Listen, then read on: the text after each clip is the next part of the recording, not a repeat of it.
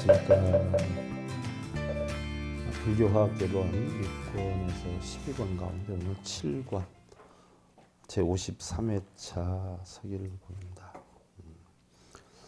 오늘은요, 지난 시간에서 여러분들 47페이지 지난 시간에 하다가 우리가 멈췄어요. 오늘은 행도에 대해 살펴보도록 하겠습니다. 행도.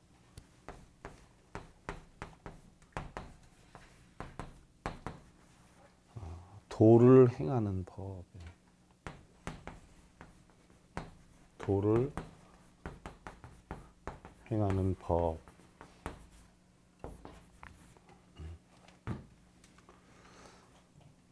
자, 고행도에 대한 글을요, 우리가 다 같이 기송으로 한번 해보면서 시작을 하겠습니다.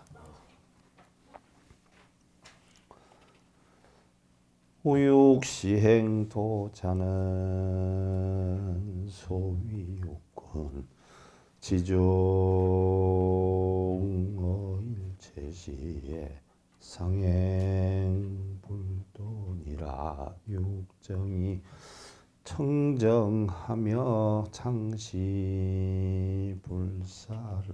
명의 육시행도 일어나 무미다.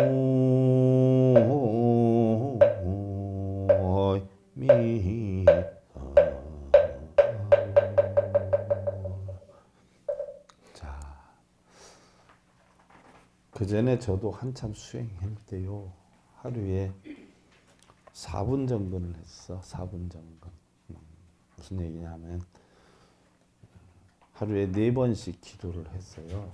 하루에 4번씩. 4번씩 기도를 해 있는데 저는 그때서부터 좀 유별을 놨던 것 같아. 기도만 한 게 아니라 새벽 예불 하면 1시간 강의하고, 사시기도 하면 또 1시간 강의하고, 3시에 하면 또 1시간 강의하고, 저녁 예불 하면 1시간 강의하고, 이렇게 하다 보니까 하루에 기도하고 강의하는 시간만 매일 8시간에서 9시간 했어요. 기도만은 안 했거든요. 기도할 땐 시주함에 돈을 잘 넣는데 강의할 땐 안 넣어. 그래도 강의는 했어. 그래서 하루에 4분 정도씩 계속 했어요. 근데 스님들 가운데에서도 수행을 아주 열심히 하시는 분들은 6분 정근을 해요. 이게 뭐냐면 하루에 6번씩 기도를 해요. 6번씩. 그러면은 뭐 어마어마하게 높이 보이죠. 그 얘기예요. 하루에 6차례 도를 행한다는 것은, 자, 근데 하루에 그렇게 6번씩 기도하고 이렇게 하면 복이 엄청 많이 오는 줄 알고 했거든요.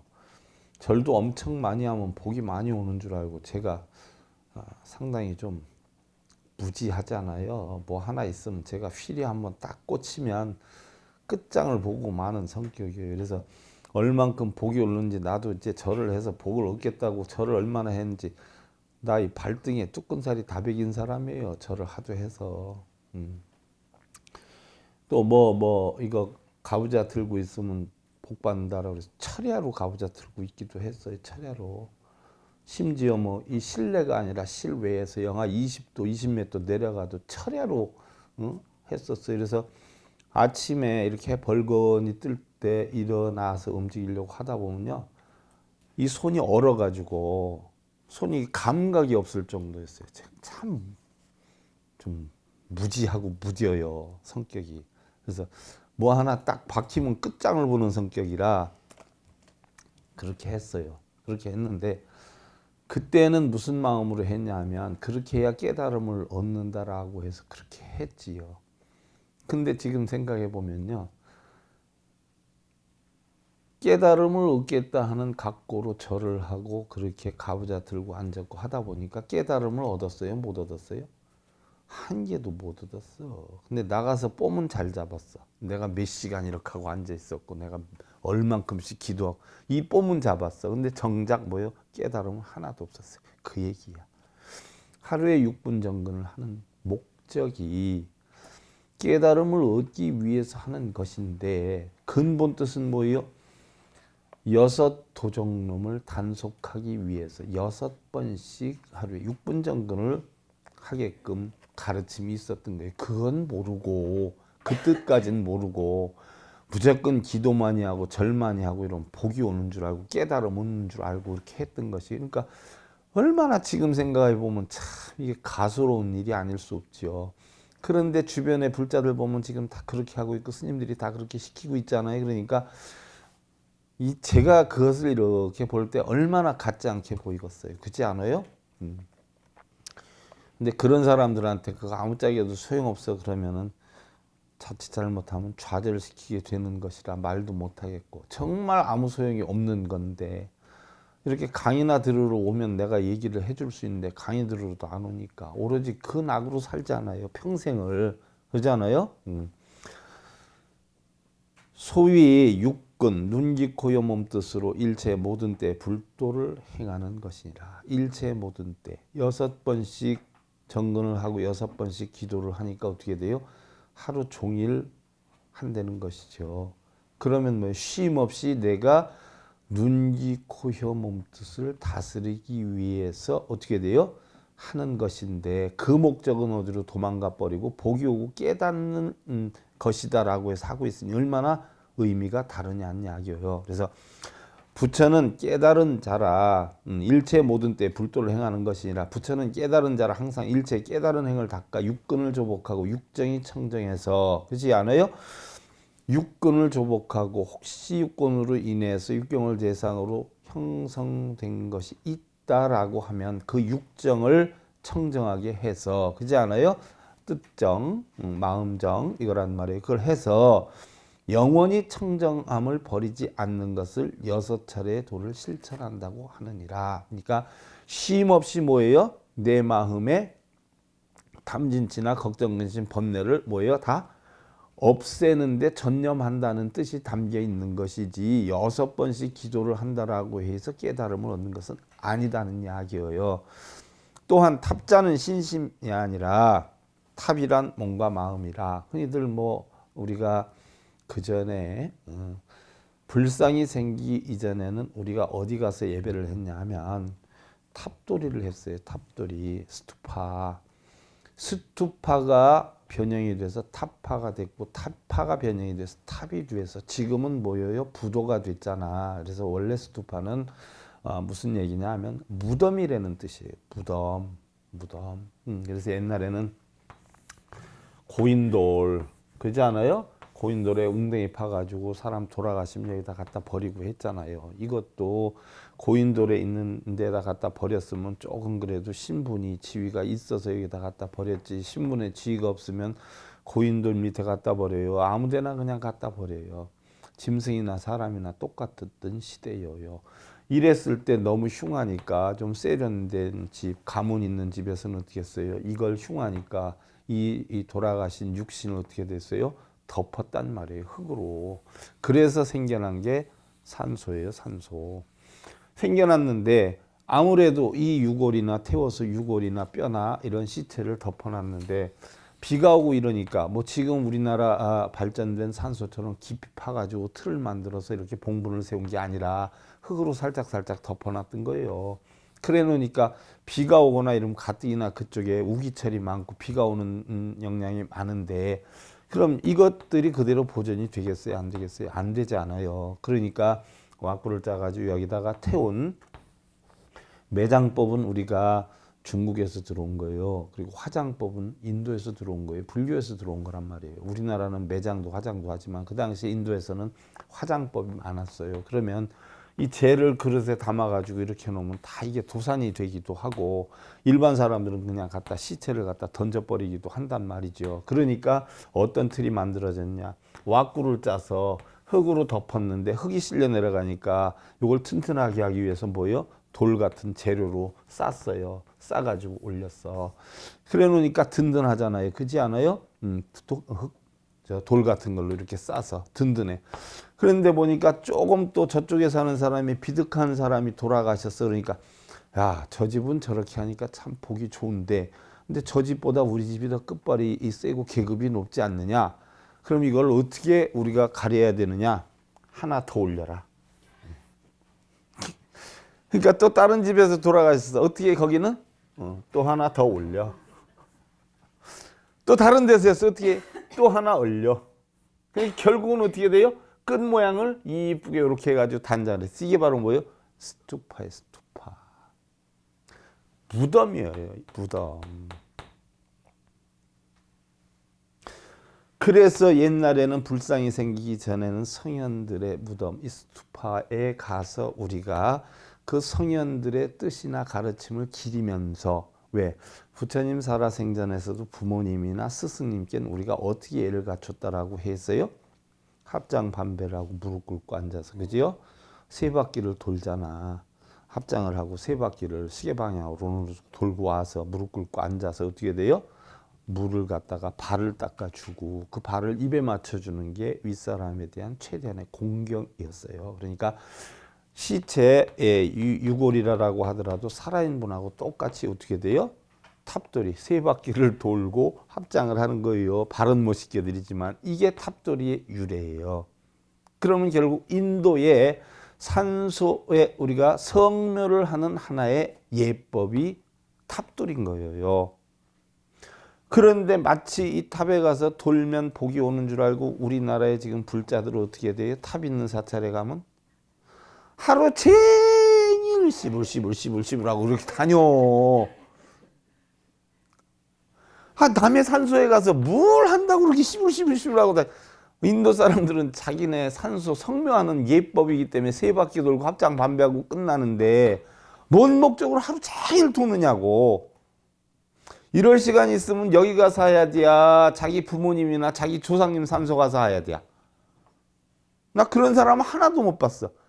그래도 옛날에 육신이 조상의 피라도 섞인 사람한테 가서 하는 게 낫겠어. 생판 알지도 듣지도 못한 시체 앞에 가서 하는 게 낫겠어. 나 이런 참. 무슨 얘기인 줄 알겠어요?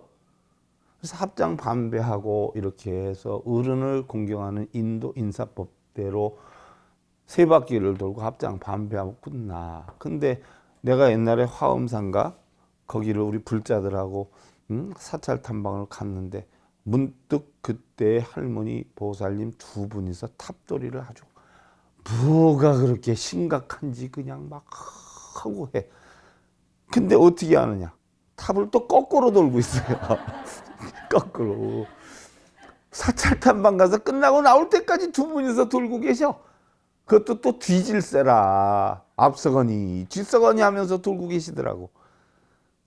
도대체 뭘 하는 건지. 응? 응?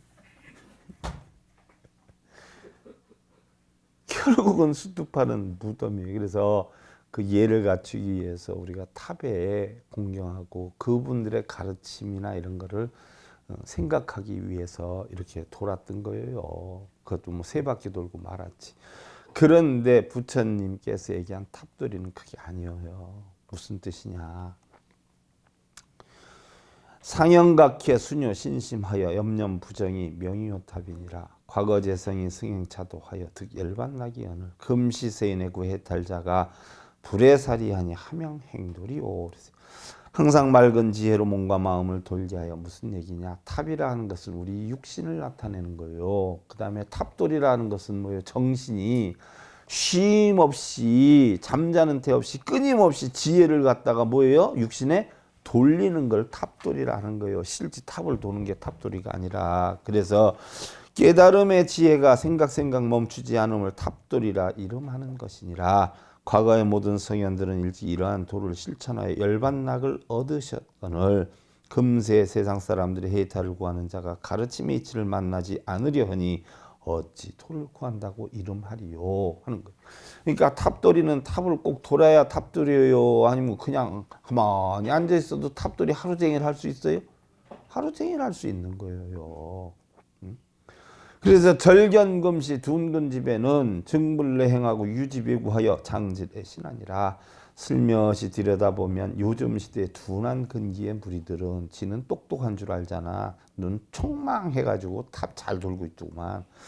안으로 실천행은 닦지 않고 오직 밖으로만 구하려는 탐욕에 집착을 하며 그냥 그대로 몸에 끄달려 다니느니라. 그러지 않아요. 그래서 제가 대부분의 절에 가는 사람들이 뭘 바래서 간단 말이죠. 그것은 탐욕심에 끄달려 다니는 것이지 깨달음을 얻으려고 가는 건 아니다는 이야기예요. 얼마나 안타까워.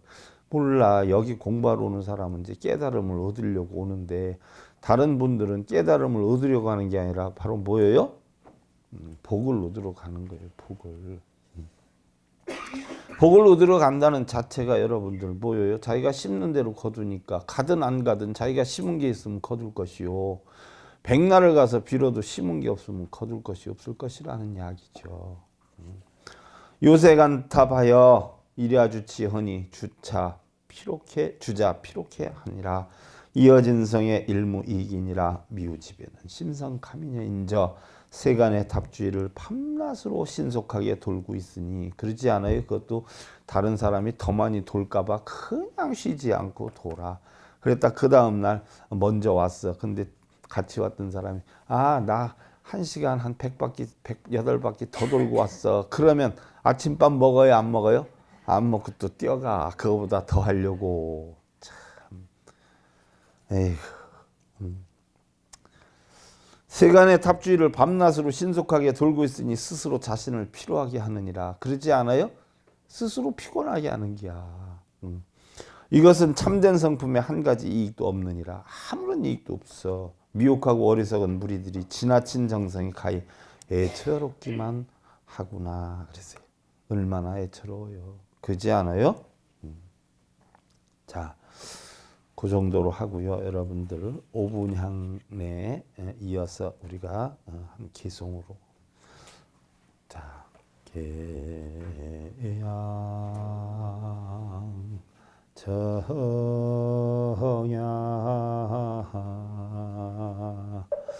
해향 해탈양 해탈 직연향 과항명운디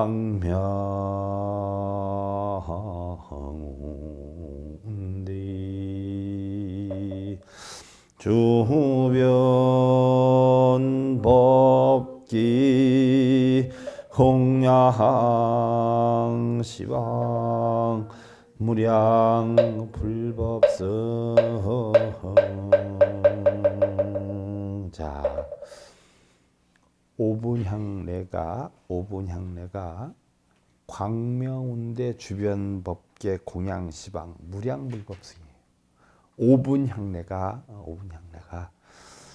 자, 광명운대 광명의 운대 문객으로 주변 법계에 주로 해서 공양 시방 공양을 시방에 다 올리는 거죠. 무량 불법성 시방문 3세 한량없는 불법성 3번께 공양 올립니다 라고 했어요. 바로 시방에 한량없는 불법성 3번님께 공양을 올리는 것처럼 5분법 신향의 진리로 어둠을 밝히는 빛과 같이 구름만큼이나 널 온 세계 두루 펼쳐 나가겠습니다. 즉 5분 향례를 어떻게 돼요? 넓게 내가 펼쳐 나가겠다. 공양 올린다라고 해서 꼭 밥 갖다 올리는 게 공양이 아니에요. 내가 5분 향례를 뭐예요? 남에게 전하고 실천하고 하는 것이 공양을 올리는 거예요. 바칠 공자, 기를 양자. 바쳐서 주변을 뭐예요? 그렇게 만들겠다는 얘기. 그럼 어느 정도로 바쳐서 만드느냐? 광명운대요. 자, 광명이라는 것은 우리 불교에서 뭐를 광명이다라고 했어요? 진리다라고 했어요. 진리.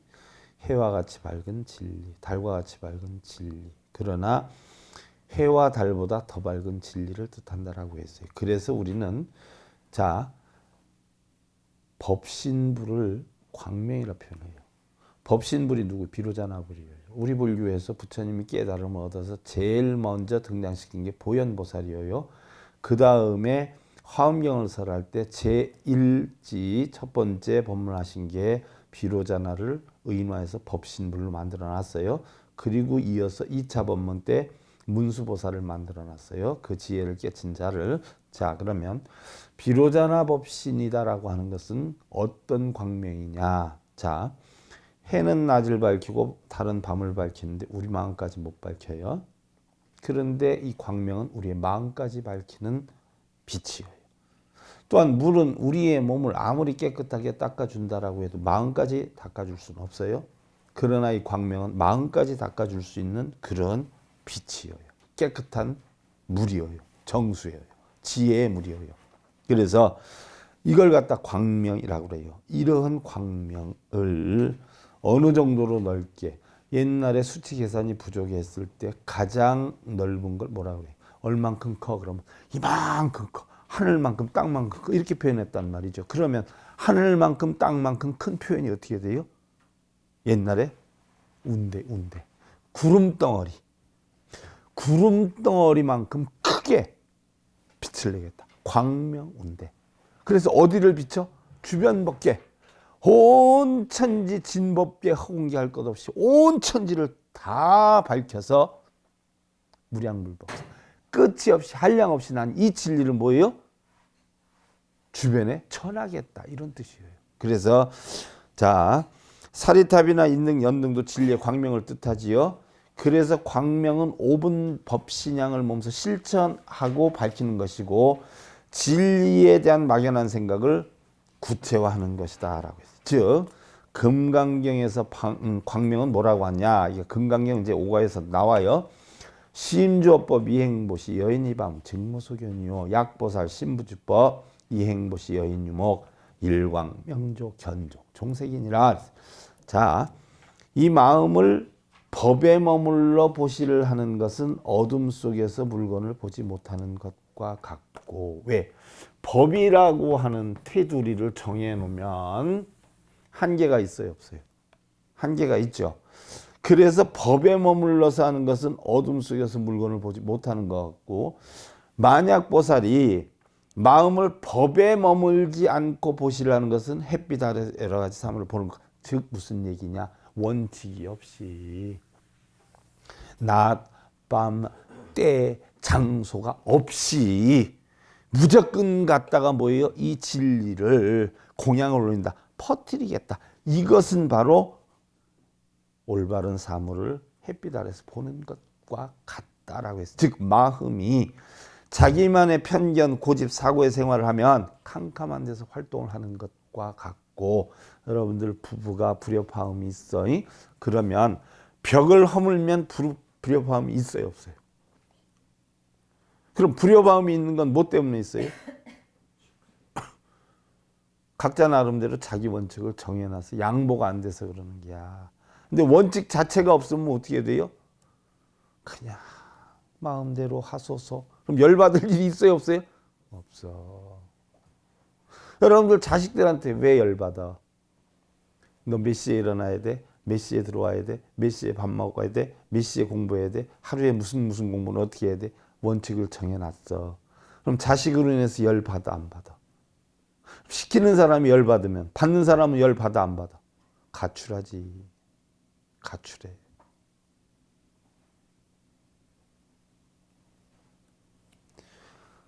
이것은 아무 자유성이 없어. 불법을 전하는데도 틀과 원칙이 없어야 돼. 그냥 전해야 돼. 그냥.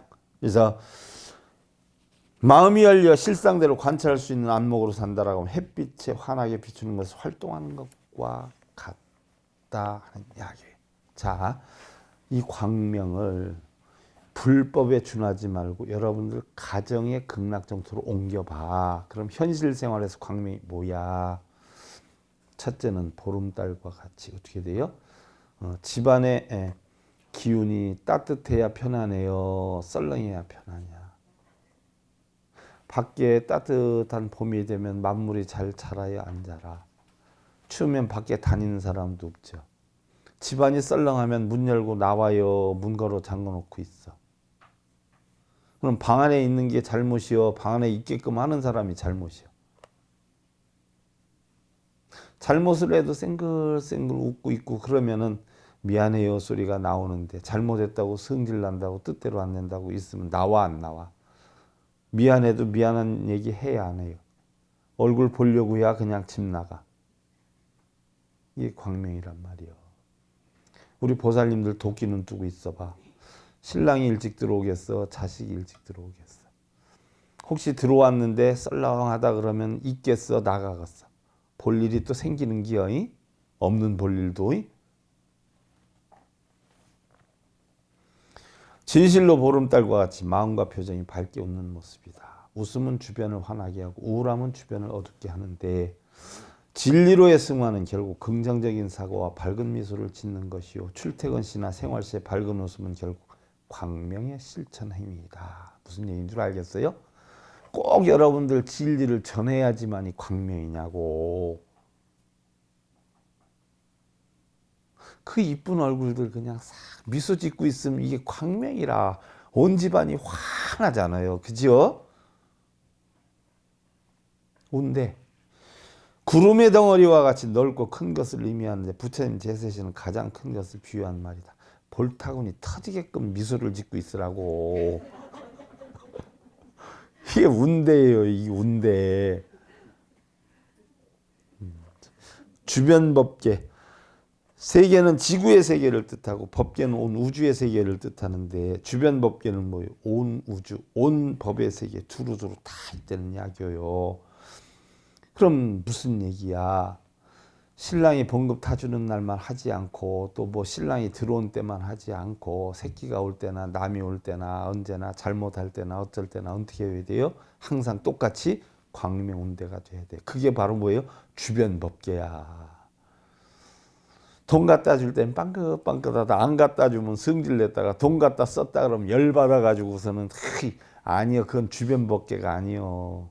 그게 원칙을 정해놓고 빛을 내는 거란 말이에요. 금강경에서 얘기한 그 이치. 법에 준해서 법을 펴면 중생이고 법에 준하지 않고 법을 펴면 이걸 갖다 보살이 부처라 그러는 거야. 그러니까 원칙이 없이 그냥. 근데 대부분들 보면 어떻게 돼요? 웃어야 할 집에서는 도끼는 뜯고 있고 안 웃어도 될 밖에 나가서는 뭐가 좋은지 생글생글하고 다니. 뭐 거꾸로 돼도 한참 거꾸로 됐어요. 다른 사람한테 대할 때는 예 그러다 신랑한테 대하고 그런데 이거 아니야. 이왕이면 어떻게 돼요? 주변 밖에 안팎이 없어야 돼. 그 얘기예요. 그래서 두루두루 펼쳐 있고 온 우주의 진리의 세계에서 벗어나 있지 않다는 것이다. 진리의 세계는 없는 곳이 없어요. 그러한 곳에 우리가 지니고 있는 광명의 덩어리를 발산해서 우리들의 업과 어리석음으로 가리워져 있는 어두운 구름이 뭐예요? 허공의 구름이니까 결국은 뭘 뜻해요? 우리 마음속에 있는 그렇죠. 탐진치, 걱정, 근심, 번뇌를 뜻하죠. 이거를 말끔히 거두어 버리고 부처님과 똑같은 덕과 지혜의 빛으로 드러내는 것을 뜻한다. 그 다음에 공양시방이다 하는 것은 부처님께 올리는 모든 것으로 부처님 제세신 음식, 의복, 좌구, 약, 사사공양을 했는데 사사공양이다 하는 것은 네 가지 물건으로 갖다 부처님께 바쳤어요. 수행 열심히 해서 저희들한테 가르침을 주십시오. 그래서 그 사사공양이 음식, 의복, 좌구, 수행에 필요한 도구, 약이에요. 약은 옛날에 소똥으로 만들었다라고 해요. 소똥을 말려가지고 채반으로 쳐서 그 가루로 갖다가 환으로 만들었대요. 그래서 옛날 보면은 여러분들 육모초를 환으로 만들었어요. 옛날에는 마을마다 보따리 장사 아주머니들이 팔로 다녔어요. 육모초 환이라고. 그래서 입맛이 없고 자주 체하고 이러면 그 육모초 환이 결국 뭐요? 만사 형통약이야. 그거만 먹으면 다 낫어. 그런 거 보면 요즘 약 종류도 더 많은 것 같은데 아픈 사람은 더 많은 것 같아. 그 다음에 불보살님을 초빙해서 법문을 듣기 위해 올리는 삼보통청 사사공양. 처음에 부처님께 깨달음을 주십시오 해가지고 부처님이 탁발 다녔는데 부처님을 가장 편안하게 법문을 듣는 시간에는 탁발 다니는 시간을 이용하잖아. 그래서 그 시간을 이용해가지고 초청해서 음식을 대접해가지고 법문을 듣게 됐죠. 이것이 바로 뭐예요? 부처님과 스님들을 다 부르는 걸 삼보통청이라고 그래. 옛날에는 이보통청이었어요. 이보. 부처님 돌아가시고 나서 법보가 생겨서 삼보통청이 됐지. 옛날에는 법보를 어떻게 초청했어? 그렇지 않아요? 부처님이 와서 진리를 설해 주신 거지요.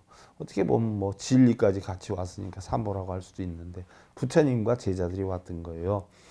그 다음에 이제 우리가 경비가 많이 든다. 그러면 인원을 좀 줄여야 되겠다라고 하면 그 인원에 따라서 뭐 약사청, 미타청, 지장청, 관음청. 근데 이 초청청자를 쓰기 때문에 이건 오셔서 공양을 드시고 법문을 해 주십시오 하는 것이지 오셔서 우리의 소원을 들어주십시오 이거 아니거든. 그런데 요즘은 또 육법공양을 하잖아요. 그렇지 않아요? 그래서 음식을 대접하고 법문을 듣기 위해서 했는데 요즘은 육법공양을 많이 해. 육법공양은 뭐예요? 6가지 법을 공양을 올리는 거 아니에요. 그렇지 않아요? 근데 여러분들은 육법공양은 뭐로 알고 있어요? 6가지 무슨 물건을 갖다 바치는 걸로 알고 있잖아. 향초, 꽃, 차. 그렇지 않아요? 곡식, 과일 이런 거. 꽃. 분명히 육법공양이라고 그랬어. 육법공양인데 왜 음식을 올리고 왜 과일을 올리고 그럴까? 육법공양 분명히 6가지 법을 올린다라고 했어. 근데 무슨 과일을 올려놓고 그게 무슨 법이야? 그거 올리면 복이 엄청 많은 줄 알아. 거기엔 뜻이 담겨 있어요. 그걸 바르게 알아야 돼. 여기에 와야지 여러분들 그런 거 배워. 어디 가서 못 배워. 초향을 왜 올려요? 초와 향같이 나를 태우면서 뭐예요? 빛을 내겠다. 인간의 향기를 내겠다. 진리의 향기를 내겠다. 그래서 올리는겨. 초키 올려놓고 뭐 초향 올려놓고 복 달라고 하는 게 아니라 나는 무슨 일이 있어도 뭐예요? 나를 태우면서 진리를 밝히겠다. 응? 나를 태우면서 인간의 좋은 향기, 진리의 향기를 내겠다. 그 다음에 인등연등 공양. 이건 뭐예요? 진리를 전하는 거 아니야. 진리를 깨우쳐서 전하겠다. 작은 불씨라도 전하겠다. 그 다음에 다공양. 우리 불자님들 어려워하고 힘들어 하잖아. 그걸 어떻게 해야 돼? 내가 진리의 지혜로 그 어려워하고 힘드는 걸 시원하게 풀어주겠다. 그래서 차올리는 겨. 그 다음에 꽃공양. 꽃은 뭐를 나타내요? 성부를 나타내잖아. 그래서 관세음보살님이 꽃을 들고 있잖아. 봉오리를 들고 있는 건 불성이 있다는 얘기. 꽃이 피어 있는 것은 성부를 뜻하지 않아요. 그러니까 꽃공양 올리는 뭐야? 내가 성부를 해서 진리를 깨쳐서 어떻게든지 뭐요? 전하겠다 하는 뜻이요. 꽃공양 올리라 그러니까 꽃만 사다 잘 올리대. 생꽃들. 뜻도 모르고 올려. 돈 아까우니까 나는 조화 사오라 그러잖아. 조화. 한 번 사오면 한 1, 2년 쓰게. 응? 마음의 꽃을 올리라고 하는 건데. 그 다음에 여러분들 과일을 왜 올려? 과일. 응? 중생구제의 결실을 맺겠다는 거야. 그 다음에 곡식을 왜 올려? 곡식. 이건 뭐예요? 지혜의 씨앗을 두루두루 다 뿌리겠다는 이야기야. 씨앗이야. 이게 육법공양이야. 이게 육법공양. 무슨 그런 거 올리면서 복 달라고 하는 거 아니야. 또 부처님께 이바지하고 도와주는 모든 사물이나 행위를 우리는 응공이라고 해요. 응공. 응공이 마땅히 공양받을 만한 자격을 갖추어라. 그래서 여러분들 공양시방 진리의 공양은 어디에든 없는 것이 없어. 그 가운데 가장 으뜸된 공양이 법공양이에요. 그래서 진리공양, 법공양은 부처님의 가르침을 배워서 깨우침을 얻거나 전하는 것을 의미한다 하는 이야기예요. 자, 여러분들 흔히들 공양하세요. 그래. 조금 있으면 가서 이제 공양하세요 이런단 말이에요. 왜 써요? 밥 잡수세요 이런 뜻으로 써요?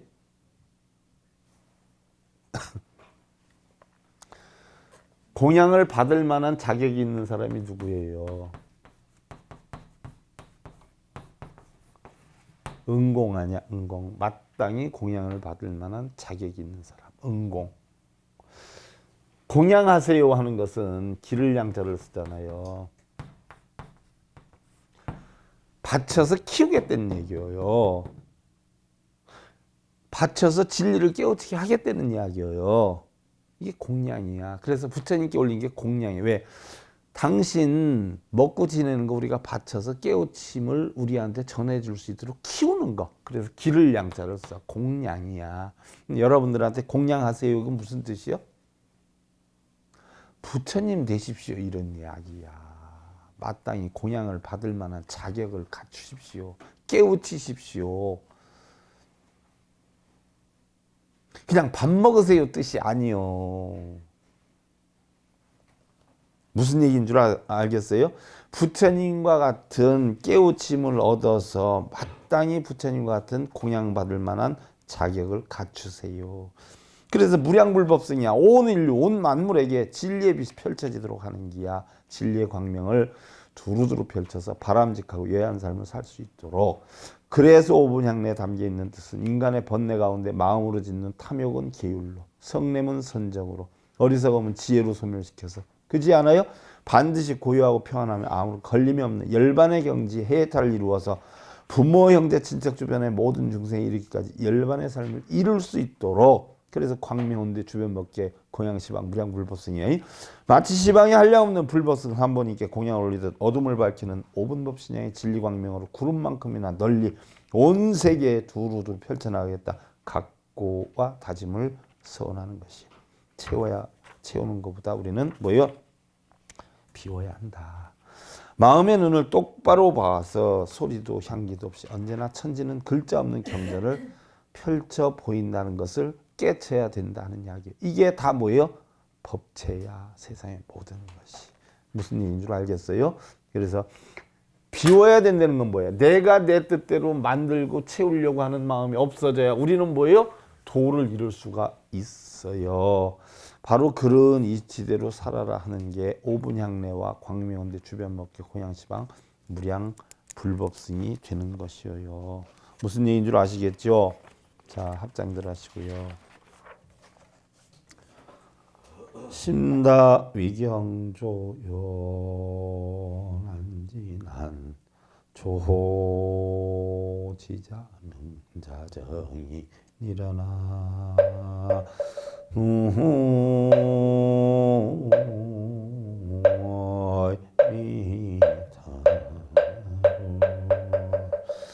마음이라 는 놈은 육근 육경에 작용이 있기 때문에 실로 변덕스럽고 요사스럽고 지키기 어렵고 억제하기 어렵다는 이야기예요. 그러나 우리가 오분향내의 이치만 터득하면 바로 지혜만 깨치게 되면 지혜로운 사람은 바로 이러한 것들을 다 뭐예요? 다스릴 수가 있느니라 하는 이야기예요. 그러니까 여러분들 이러한 지혜로서 여러분들의 걱정, 근심, 번뇌 이런 것들을 전부 다스려서 늘 여유한 삶을 사시길 기원드리면서 불교와 결혼 6권에서 12권 가운데 오늘 7권 제53회차 서길봉이었습니다. 감사드립니다. 선물하십시오.